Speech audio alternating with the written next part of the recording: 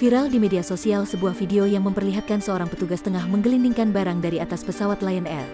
Terlihat pada video yang beredar, seorang petugas mengenakan pakaian serba hitam, bergerak cepat menggulirkan barang-barang melewati tangga pesawat.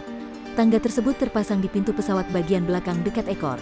Sementara, di bawah tangga ada seorang petugas lain menyusun barang-barang yang digelindingkan itu ke semacam mobil pengangkutnya.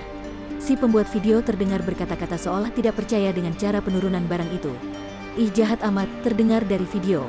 Awal video itu beredar dari sebuah akun Twitter yang kini unggahannya tidak dapat dilihat lagi. Namun video sudah kadung beredar lengkap dengan capture si pemilik akun Twitter @zu_dev. Mengutip kompas.com, video 17 detik itu sudah viral sejak Sabtu, tanggal 29 Januari tahun 2022. Karyawan perusahaan ini layak dapat penghargaan untuk kerja cepat dan efisien, tulis pengunggah dalam tweetnya. Hingga Sabtu, tanggal 29 Januari tahun 2022, malam, tweet itu sudah diretweet sebanyak 3.825 kali dan disukai sebanyak lebih dari 8.000 kali oleh pengguna Twitter lainnya.